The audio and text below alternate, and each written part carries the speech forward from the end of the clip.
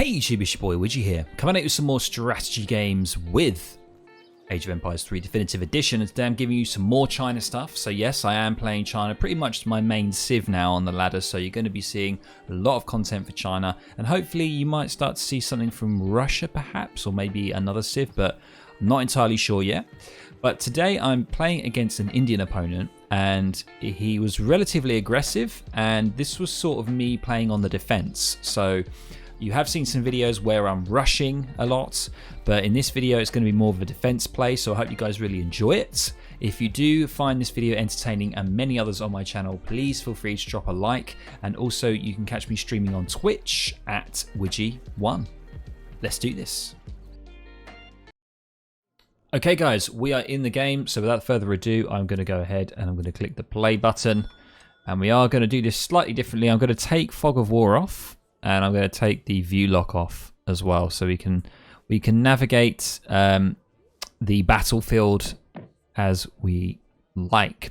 So I am playing against a fellow player called, I'm going to call him Zeron4, and I dropped the GL there, and we're playing against India, and we do have water here available to us, and we are playing on a map I don't know, and I can't remember the name of any maps, so I'm sure you guys can figure it out. So first thing we're going to do is China. If you've seen other videos of mine, is we're going to go straight into the village, and we're going to build 2 villages, and then we're going to see what happens. So it's going to be very interesting. I actually haven't seen what my opponent does in this game, but when I started playing this game, I sort of said to myself, what can I expect from India? I might be putting a video together in the future for new players about what you should be expecting from your opponent, so you can have a rough idea of like what's the 70-80% sort of norm for a civ. Like what should you expect from the opponent? There we go, I finally got it out. So so it can help you guys sort of try and play against that. Like for example, if you're playing against Russia, 90% of the time you can expect them to rush you. So you can prepare for that and stuff like that. So that's something that I've got in the works potentially that might help you guys out. So you can see here that I'm building the second village. And I like to build the second village sort of between the gold mine and this one.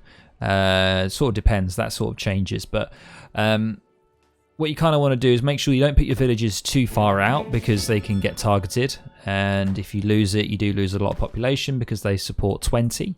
So just bear that in mind. So it's best maybe to have one behind your base. Maybe I could have moved this one to behind here, potentially. Because obviously you can garrison your villages within these villages, so it's really good if you're getting raided. So always bear that in mind. You can see here I'm just taking the Explorer and moving him around and grabbing the treasures. And I'm getting my first card, which is of course the Northern Refugees, which will get that muster for the villagers. And you can see here's my deck.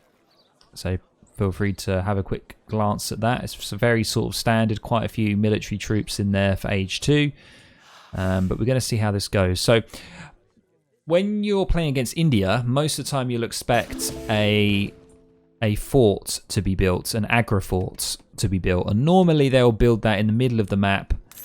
Sometimes they build it defensively, but I was expecting him to build it in the middle of the map. And so I was anticipating some sort of aggro from him. So around this sort of time, I decided that, I'm going to play a bit more defensively. I'm not going to focus too much upon getting units out and constantly rushing. I'm just sort of going to stay within my base and see what happens. So I scout that he's putting down the fort here, the Aggro fort. He's actually only got one villager on that fort, but he is getting that fort up quite early actually. So I have played India quite a bit. They were sort of my main civ, you could say, at one point in the past, and I just didn't really get on with them that well. I don't know why. It was the whole macro element I didn't really get on with. And you can see here that he's obviously got 8 or 9 villas on wood. That's sort of standard when you're aging up. And he's going for a house here. I guess what you could do is maybe build a trading post if you wanted to, but yeah, that's what he's doing right now. He's got 12 villas. I've got 16 vils, so a little bit more of an economy against him there. And I am just starting to put down my my summer palace. A little bit too late, to be honest. I mean, you could definitely get that summer palace down just around the 3-minute mark, I think. It's definitely doable. And you can see here that I had way too much food. Like, my macro was quite poor here. And I took my eye off the ball. And you've really got to hone in those skills of being really good with your resources. Try not to overgather, and try and hone in and refine your macro ability so you're not wasting time, because it's so crucial at the start of the game. Like, just aging up, like the difference between 20 seconds, 15, 20 seconds is huge, especially if you're getting rushed. You know, that is, you know, you could easily lose a village in that time. You could lose some villagers. And if you don't have any units to defend because you've taken so long aging up, then it's really crucial that you try and home in on those skills. But anyway, as you can see, I'm sort of going in transition here. Majority of vils go over to wood for me, because I'm looking to be able to build a barracks as soon as possible, because I'm anticipating some sort of rush or aggro, I would say. Not necessarily a rush, just some aggro at some point, or a timing attack is very standard from India. India have some strong timing attacks in Age 2 because their units are really powerful in Age 2, especially the sepoys, which are the heavy infantry units that you can see here. I do still like India. I might return back to India and give them a go again. And I see that he's secured his trading post in the middle here, because, I mean, personally, his Aggro fort placement is a bit strange. I mean, maybe he was doing that so he would maybe put it there in an obscure position so I wouldn't spot it. But I mean, it is such a big building, like there's a high chance it's going to get spotted anyway. So if it was me, I would put it around here, because then it sort of guards your trading post, and it also guards this hunt a bit more as well, so you could bring this hunt in. So that's probably what I would have done if I was Zero on there. But what an interesting thing that I saw is the Rajput. Now the Rajput, I rarely see this unit. Fast-moving sword gauntlet infantry. They're good against cav and buildings. I didn't actually know they're good against cav. I thought they were good against infantry. Okay. So they're like a pike unit, essentially, which is really interesting. So I was not expecting him to get some Rajputs out. But we'll have a look and see what we're doing here. So we've obviously aged up. We've gone ahead and built the War Academy. And we've got 700 wood on the way to help us with more infrastructure. Now, I could have done something here. If I'm anticipating a rush, I could have maybe got a military unit out, potentially. But I just like the idea of sort of going for the wood first, because the wood can really help, especially with like population, building villages, building a consulate, building a market. All these things cost quite a lot of wood, and that 700 will definitely help. So you see, I've just put my explorer behind base because I'm expecting something. You know, I haven't looked in a while. I was expecting maybe 10, 15 sepoys, something quite scary like that. But we don't have. We have some Gurkhas, which is interesting. Early Gurkhas. Usually you'll have sepoys because Gurkhas require a lot of food and gold. So normally you don't see Gurkhas straight off the bat, but we do have it. We do have it here. So if we go over to Zeron, you can see that he's not collecting any gold anymore. He's just going for the full Rajputs. He has got 2 trading posts now getting him XP. And he's got some more sepoys coming in. He's got a very... I didn't actually look at this deck. What the hell is this deck? What the hell? Hang on, let me just pause. Jesus Christ, what is this? He's called it Warship. But he hasn't gone on the water. Very peculiar. I think this is probably one of the reasons why he probably struggled a bit here early on. He's used his 5 sepoy card, which is fine. Having the 700 wood and coin is absolutely fine. The foreign login, yeah, that should probably be maybe his next card. But I mean, he's got an interesting one here. European cannons. He's got the caravels, which are fine. But he's got a lot of stuff in Age 1 here. Like buildings, like... He's gone for the exotic hardwoods, which is interesting. I mean, your best bet is just to get the wood trickle first. I mean, this is more of a later game option, I think. Very unusual deck. Looks more like a treaty deck, to be honest. Anyway.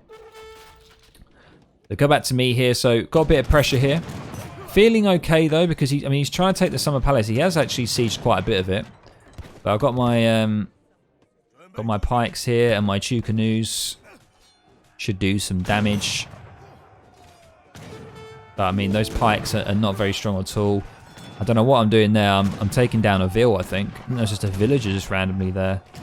But you can see that my hand damage is like 6 and the Rajputs is 18. So you kind of want to get, even though the Rajputs are good against Cav, you want to get them out of there.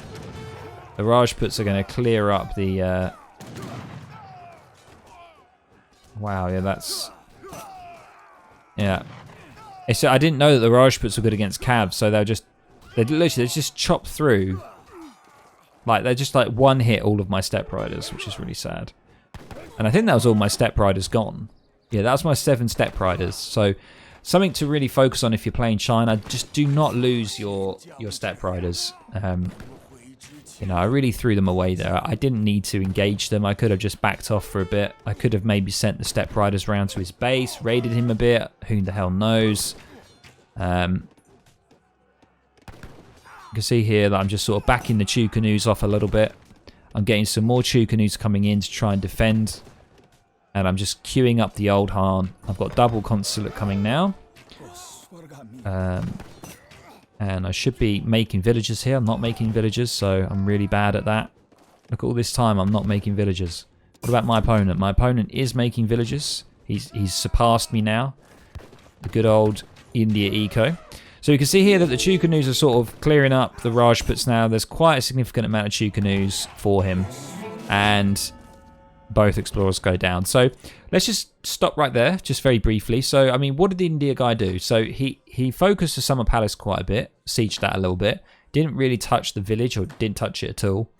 And yeah, I feel like this is the good thing about China. This is why you should, if you get a Summer Palace, which most people will in Age 2, it's always good to try and build it as close to your TC as possible so that it acts as a big sort of shield and it defends. And that's exactly what it did. You know, they took all of the time and energy was spent attacking the Summer Palace.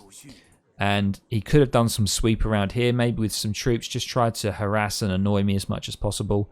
Because he didn't have enough troops to go in and siege and do a lot of damage there. So that was, I think, was one of his mistakes. But you can see how China now, I'm just massing now. This is one of the worst things to happen if you're against China. If you lose the first initial fight, it's not going to be good for you. You know, because China just exponentially gets crazy with the amount of units. So I'm going for the diplomatic intrigue so I can get my consulate. That's kind of how I play it now. What I kind of do is most of the times, it depends what I'm doing. If I'm not going to go fast fortress, if I am going to play a little bit in Age 2, I will most likely build a double war academy. I'll go for a consulate, and the next thing I'll go is I'll get the diplomatic intrigue as soon as possible. So anyway, moving forward now with the Chu canoes, feeling a little bit confident. I haven't got many pikes, so got to be careful if he is going to go like sowers, which are like the hand cavalry unit. Got to be careful. And I'm just seeing if there's any Vils around here because I can see some dead sheep here. So, I mean, that Aggro fort really doesn't do a huge amount of damage. I mean, it's got some good anti-ship damage, but it's not that good.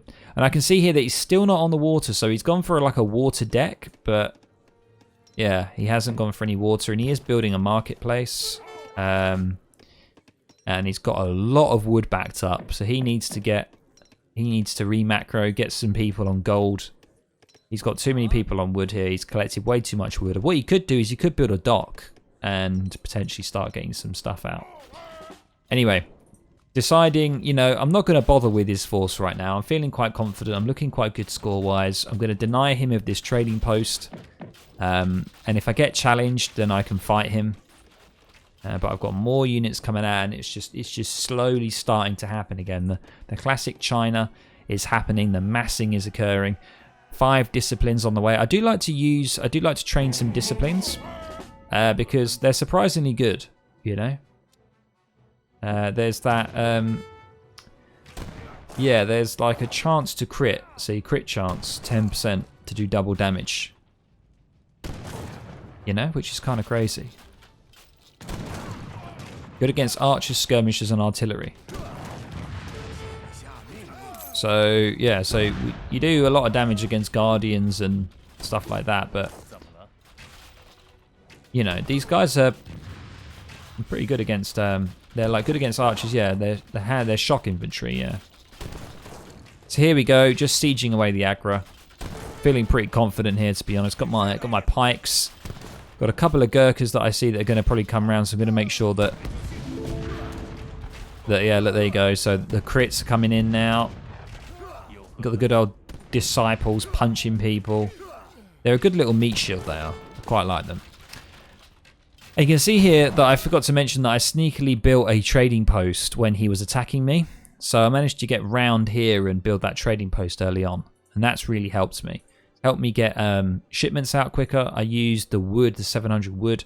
You can see here, I've now got some red coats coming out, which are pretty powerful. And yeah, we pretty much used all of our stuff for age 2. So the next step is to get that 700 coin, which has just been delivered. And then we're going to decide what we're going to do, whether we're going to age up or whether we're just going to keep pushing. At this point, I feel pretty good, so I'm probably just going to keep pushing. And that's the end of that aggro. Aggro down. And here we go. This is just a massive mass coming towards him now. You got the 6 red coats. You've got 24 Chu canoes. You got 9 pike. You got all these disciples at the back, and he's obviously switching over to gold quite a lot here. I'm not too sure why, but he's getting imperial bureaucracy. I wouldn't get that, to be honest. He's getting his explorer back out for 175 gold. I just don't think that's worth it. He's randomly deciding to build a trade post here. I'm not too sure what this provides. Don't know how to find out. But I'm going to siege that down. Gets his elephant out again. He builds a castle. Very strange. I mean, we are playing around 1200 elo. So this is a proper ranked game, you know. My sort of level. So I don't know whether he was maybe learning India. You know, there are people that will just play... They won't play their main civ all the time on the ladder. That's just like me. I'll be learning. So maybe it's just like he's learning here, but very strange sort of decisions. A very strange deck. I wouldn't have built a castle here. I would have had a barracks up with my aggro fort or consulate or something. So there's quite a few things that he could have done better here. And the explorer goes down again. And he's moved his vills over here. And I'm sieging down houses. Remember to siege down houses. They're really low HP. They give you good XP, and they also screw up the economy. And you can see here that I've got some step riders coming in, trying to do some damage, but step riders are pretty weak. And there it is, guys. There it is. The end of the game. A quick one. A quick 12 minutes and 38 seconds there of me sort of defending against some India aggression. Not amazing aggression. I expected more sepoys and fewer Gurkhas. There were some Gurkhas chucked in there, but overall, a good defense from myself, and then a good counter offense. And I had the TP there that was helping. But I think the mistakes that were made from the Indian guy was the fact that he didn't build a dock, and he had a water deck, and he didn't build a dock. He had a lot of wood backed up as well. You can see, still got 400 wood after trying to build a trading post and put down a castle. So, yeah. Interesting plays, but there we have it, guys. So guys, I hope you enjoyed that quick video of me playing as China once again, trying to defend and successfully defending against Indian aggression and coming back and winning the game. So I hope you guys really enjoyed this. And as I say, if you enjoy other videos on my channel, please feel free to drop a like. And also you can catch me streaming on Twitch at Widgie1. And also let me know down in the comments below what you want to see. Do you want to see different games? Do you still want to see AoE 3? Do you want me playing a different civ? Do you like the China content? You know, you let me know.